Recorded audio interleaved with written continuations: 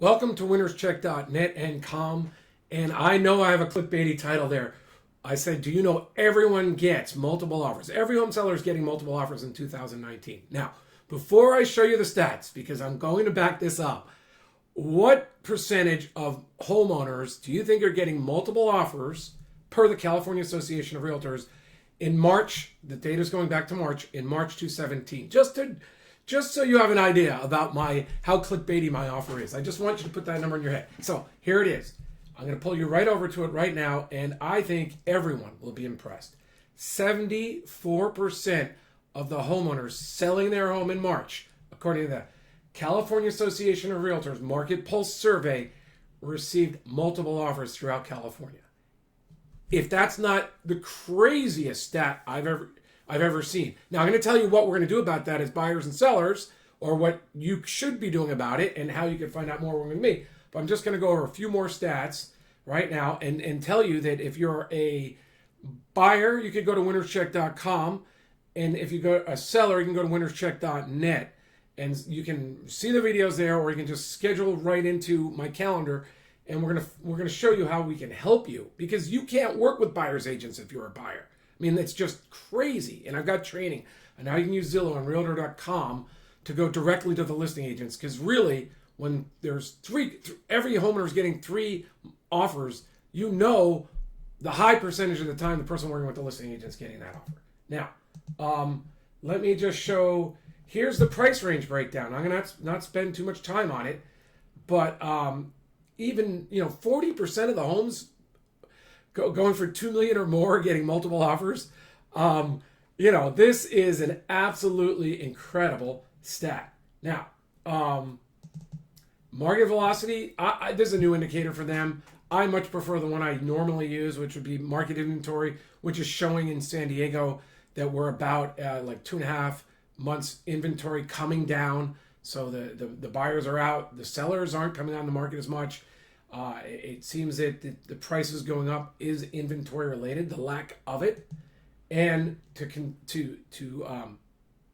support that idea, when surveyed, the realtors who answered the question, 37% say they were most concerned about lack of inventory. So buyers, this means you've got to consider working with the listing agent directly, and I'll set up a course. I'll give you an opportunity to set up a course.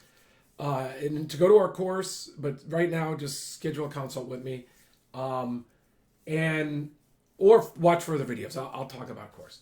And then secondly, for sellers, if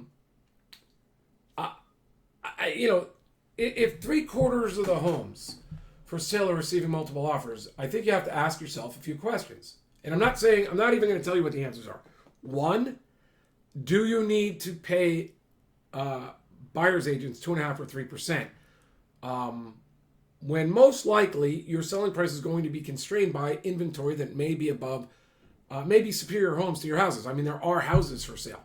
So if you evaluate your circumstances, and for a little bit more money, people can get a better home, you sort of know where the top of the market is for you. So therefore, when you're starting your sale off, shouldn't you take 2 or 3 weeks without offering money to the buyer's agent? You can say 2.5, 3% right off the top there. 2, is it wise that the risk of underpricing your property is on you in the traditional realtor methods? I suggest you consider, at least for a month or 3 weeks or 2 weeks, instead of giving a listed price, where that listed price is going to sort of put a psychological and emotional cap on the price of your home, even in multiple offer negotiations. Shouldn't you be starting off with a starting offer? Offers will be considered. You start a little low, so buyers think they have an opportunity, but at least there's no psychological and emotional and actual, caps on the price that they can pay based on your listing price. So I think that suggests a different model. You can use the MLS still. You can still use realtors, and we can discuss that at winnerscheck.net. But there are better models right now, especially in a market where 3/4 of the homes are getting multiple offers. So in short, I'd say go over to winnerscheck.com or winnerscheck.net, and I've got some training on there for you. And if the training's not apropos to your situation, or if it is and you've seen it, schedule a strategy session with me. I Well, I promise you this. We'll help buyers get homes in multiple offer situations. I sold 180 homes in San Diego as a real estate broker. I have sold dozens and dozens of more in Orange County, LA, the desert, really all over California, and I've referred listings out all over the country. I have the experience, and I think in part because I'm a lawyer and a consultant at heart, a person who consults you on all your options. When I was a kid, my dad was an attorney, but he bought his suits at Sims.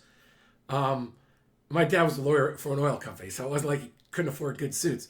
But he bought them at Sims, and in part it was because Sims said an educated consumer is their best customer. And so my dad would figure out the suits, and he'd go there, and yeah, Sims sometimes had names, and it wasn't the same quality of suits, but my dad recognized the quality of the suits. He'd had nice suits, and he found great prices at Sims.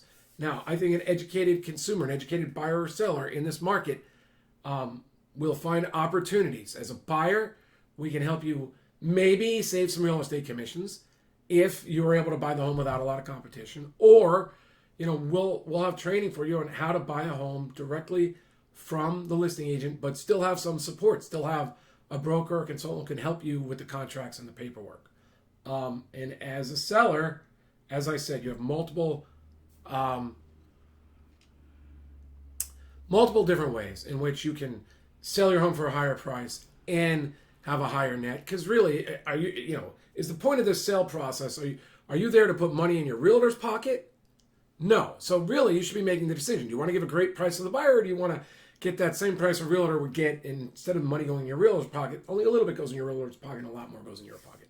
That's really what it is. I mean, whose pocket should these fees be going in? Should they be going in the sellers, the buyers, or the realtors? This is the kind of market where you get to make those choices. You don't need buyers, realtors. You don't need the MLS, although there's ways to use the MLS and still not pay big buyer commissions. You can use Zillow. You can use Facebook marketing. You can use Craigslist. You can use local marketing. Really, if you want to sell your home for top dollar, you just have to get 10 to 25 people to see your property in one weekend. You're going to have offers. So that's what's going on in this market. That was a little quick market update. Happy buying and selling. Thanks, John McConnin. winnerscheck.com for buyers, winnerscheck.net for sellers. Although, schedule an appointment. That's probably the easiest thing. Thanks. Talk to you later. Bye.